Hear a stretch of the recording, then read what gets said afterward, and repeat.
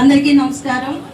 మరి ఈరోజు మన కూటమి ప్రభుత్వం 2 సంవత్సరాలు దిగ్విజయంగా ప్రభుత్వం ఏర్పాటు చేసిన తర్వాత ప్రజల్లో పాలన చేస్తూ విజయోత్సవాలు సభలు మనం జరుపుకుంటున్నాము. మరి ఈరోజు ఈ 2 సంవత్సరాల్లో మనం ఏమేమి కార్యక్రమం చేసామన్నది ప్రజల దగ్గరికి వెళ్ళి ప్రజలతో చెప్పి ఇంకా ఏమి చేయాలని మళ్ళీ ఉండే 3 సంవత్సరాలకి ఒక మంచి ప్రణాళికలు తయారు చేసే విధంగా ప్రజల నుంచే తెలుసుకొని రండి అని మాకు మీ దగ్గరికి పంపిస్తున్నారు.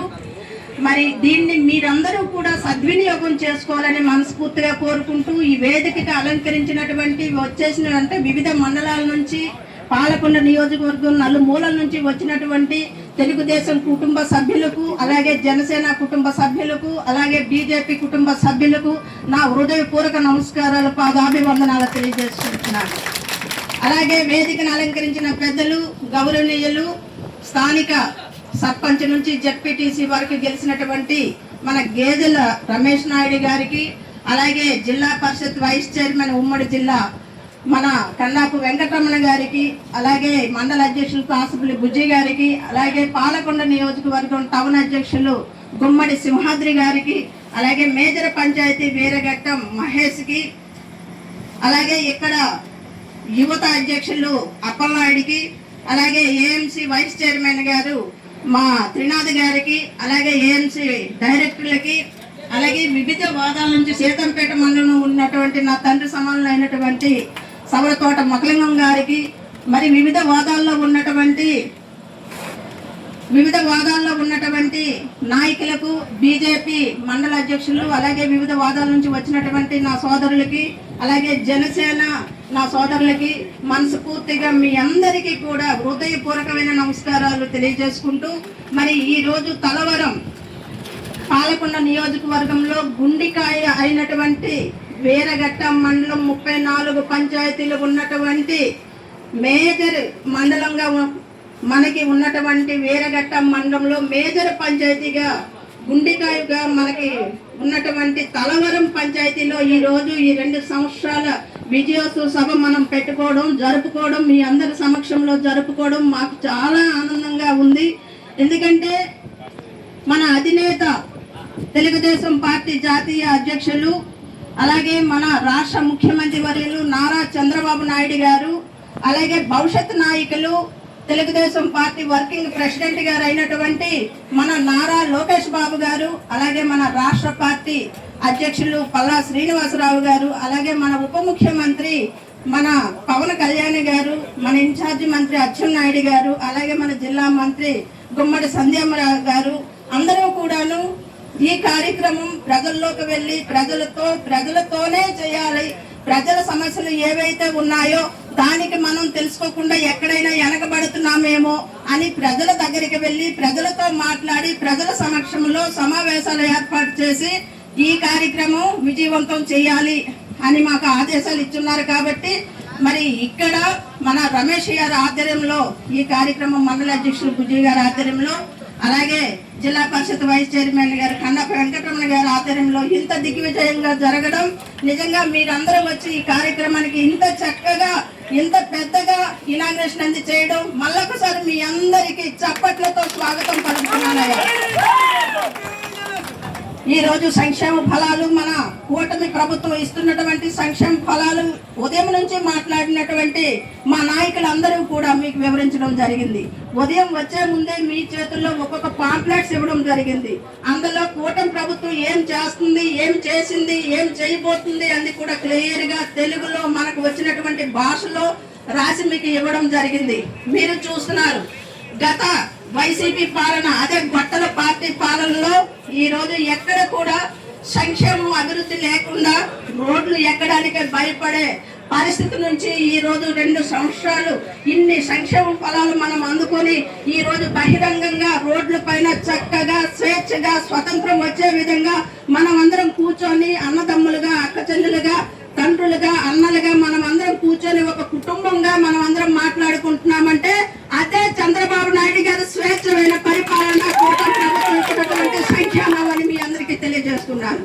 మరి ఇంత చక్కటి అభివృద్ధి సంక్షేమం 2 కళ్ళుగా తీసుకెళ్ళినటువంటి మన కూటమి ప్రభుత్వం రాష్ట్ర ముఖ్యమంత్రి అయినటువంటి నారా చంద్రబాబు నాయుడు గారికి, అలాగే పవన్ కళ్యాణ్ గారికి, అలాగే నరేంద్ర మోడీ గారికి మనం అందరం కూడాను వారందరికీ చప్పట్లతో హృదయపూర్వక ధన్యవాదాలు గట్టిగా తెలపాలని మీ అందరికీ తెలియజేస్తున్నాను. రాష్ట్రం 2014లో విడిపోయింది.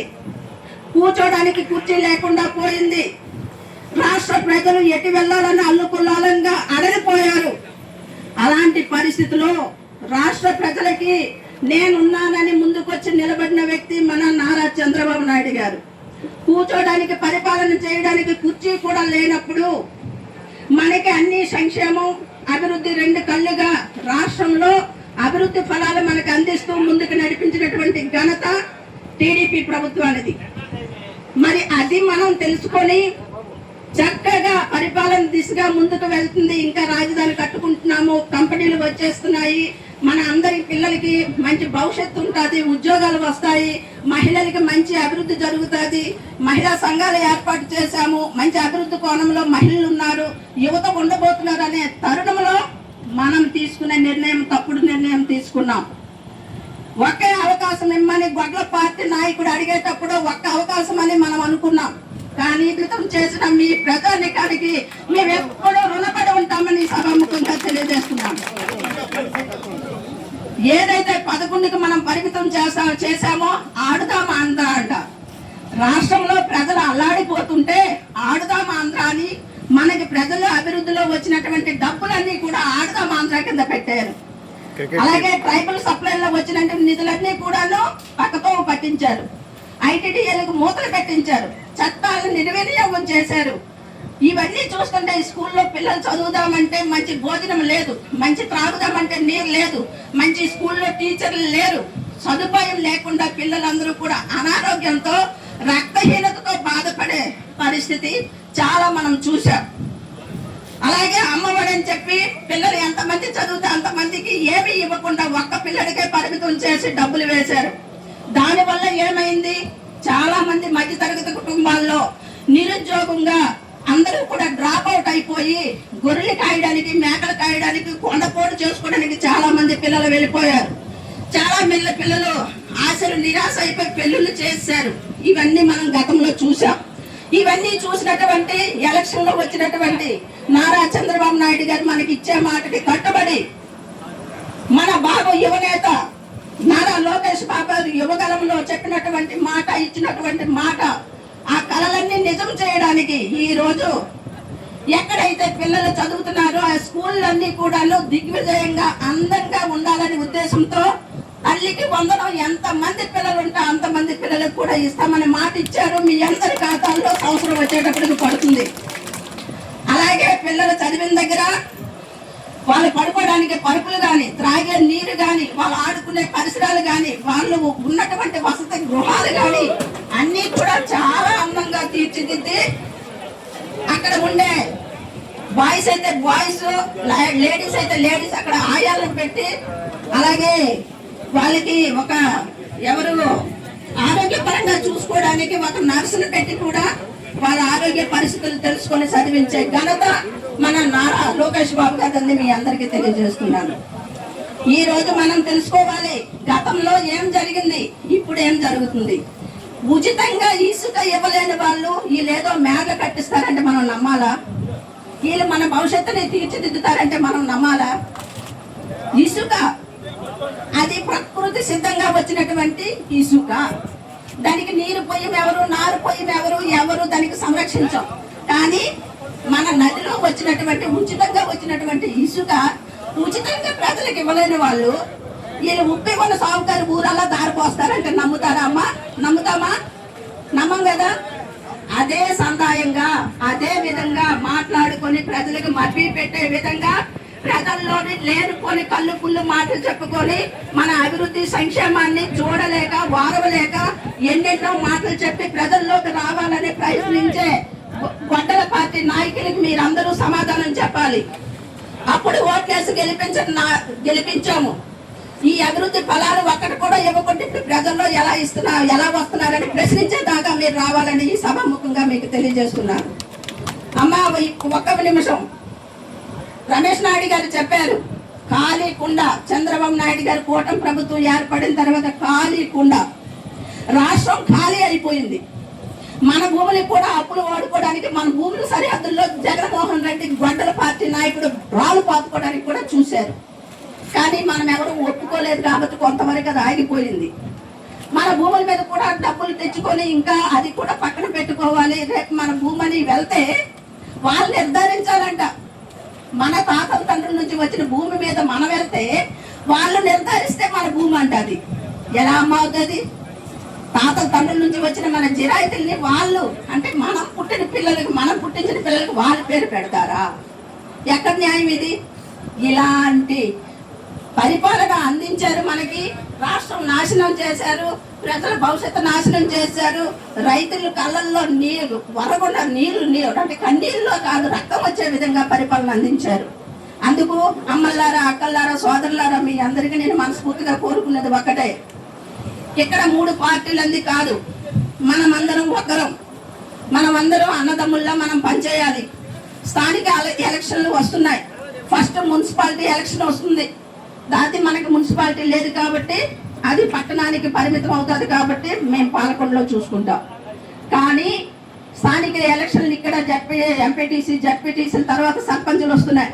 మీరందరూ కూడాను కనిపించిందా, చూసిందా పరిపాలన వ్యవస్థను అర్థం చేసుకొని ప్రతి ఒక్క నిర్ణయం కూడా మీ పిల్లల భవిష్యత్తు కోసం, మన పిల్లల భవిష్యత్తు కోసం, మన రాష్ట్ర అభివృద్ధి కోసం, మన గ్రామ అభివృద్ధి కోసం మీరందరూ బాటలో వేయాలని మీకు మనస్ఫూర్తిగా నేను శిరస్సు వంచి కోరుకుంటున్నాను.